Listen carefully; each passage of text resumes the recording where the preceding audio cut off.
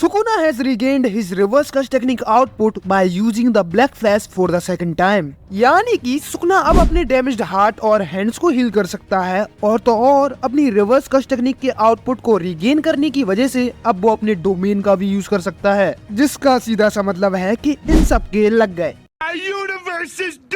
और जैसा कि मैंने अपनी पिछली वीडियो में बोला था कि इनमें से ऐसा कोई भी नहीं है जो सुकना को डिफीट कर सकता हो, इसलिए गोजो को वापस आना ही होगा। And guess what, he is back.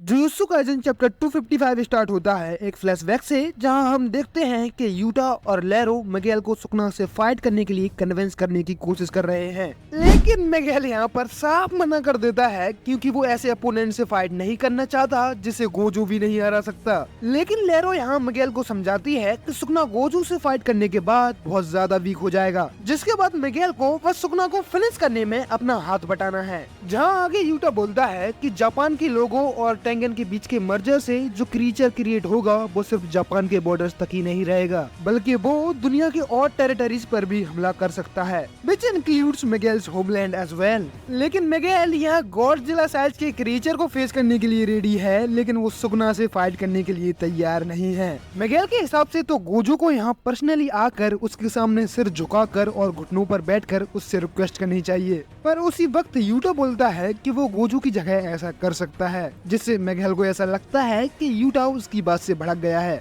लेकिन बेचारा यूटा तो यहाँ बस उसे सुकना से फाइट करने के लिए कन्विंस करने की कोशिश कर रहा था। इसके बाद लेरो मिगेल से गेटो के बारे में कुछ इमोशनल बातें करती है, जिसके बाद मिगेल सुकना से फाइट करने के लिए रेडी हो जाता है, लेकिन सिर्फ एक कंडीशन पर। मिगेल सुकना से तब फाइट करेगा तब गोजो और यूटा उससे हार जाएंगे और सुकना अपना डोमेन यूज नहीं कर पाएगा। और इन्हीं कंडीशंस के साथ मिगेल सुकना से फाइट करने के लिए रेडी हो जाता है। जिसके बाद हम प्रेजेंट टाइम में आ जाते हैं, जहां हम देखते हैं कि मिगेल और लेरो यूवी के साथ कुसाकावी की बॉडी को भी सेव कर लेते हैं, जिससे हम लोग ये बोल सकते हैं कि यूवी कुसाकावी की बॉडी को यहाँ से टेलीपोर्ट करके सोको के पास ले जाएगा, जहाँ शायद सोको उसे बचा सकती है। इसके बाद मिगेल और लेरो सुकना की कंडीशन को एनालाइज करते हैं, जहाँ सुकना अपने डोमेन को यूज नहीं कर सकता, उसकी रिवर्स कर्स टेक्निक वीक है, जिसके बाद उसके दोनों लोअर आर्म और उसका हार्ट भी डैमेज्ड है, जिससे उन दोनों को ऐसा लगता है कि ये फाइट उन लोगों के फेवर में है। Am I a joke to you?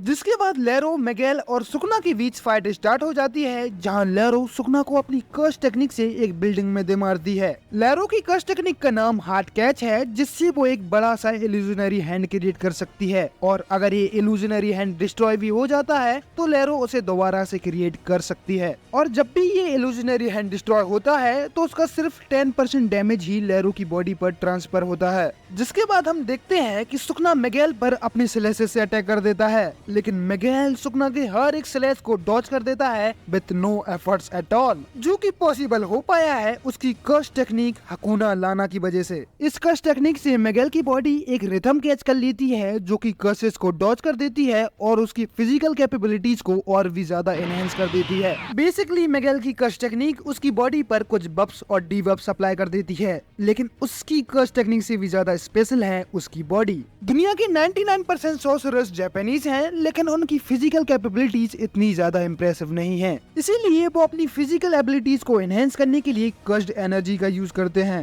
But on the other hand Miguel के स्केल स्ट्रक्चर की वजह से वो फिजिकली पहले से ही बहुत ज्यादा स्ट्रॉन्ग है, जो कि जापान में सुपर रेयर है। यहाँ तक कि गोजो भी ये बोलता है कि अगर मिगेल और वो हैंड टू हैंड फाइट करते हैं with only using curse technique enhancement, तो जो इस फाइट का रिजल्ट होगा वो मिगेल के फेवर में जाएगा। इसका मतलब है कि गोजो मिगेल के अटैक्स को तो डॉज कर सकता है, लेकिन जब बात स्ट्राइकिंग की आती है तो वहाँ पर मिगेल गोजो को हरा देगा, जो कि हम लोग यहाँ पर देख भी सकते हैं, because Miguel is holding its own against Sukuna in hand to hand combat. जिसके बाद हम देखते हैं कि चोसो और यूजी दोनों इस फाइट को ज्वाइन कर लेते हैं, जहाँ चोसो सुकना पर पीछे से अटैक करने की कोशिश करता है, लेकिन सुकना उसके अटैक को डॉज कर देता है, और फिर यूजी ऊपर से कहीं से आकर सुकना पर अटैक कर देता है। जिसके बाद माकी भी इस फाइट को ज्वाइन कर लेती है और आते ही सीधा सुकना का एक हाथ काट देती है। तो हाँ, माकी सुकना के एक ब्लैक फ्लैश को खाने के बाद भी अभी भी जिंदा है। जिसके बाद फाइनली हमें इस चैप्टर में ये पता चल जाता है कि आखिर गोजो कैसे मरा और सुकना का वर्ल्ड कटिंग स्लैश आखिर वर्क कैसे करता है। नरेटर यहाँ बताता है कि सुकना को अपने वर्ल्ड कटिंग स्लैश को एक्टिवेट करने के लिए वही हैंड साइन बनाना पड़ता है जो वो अपने डोमेन के लिए यूज किया करता है।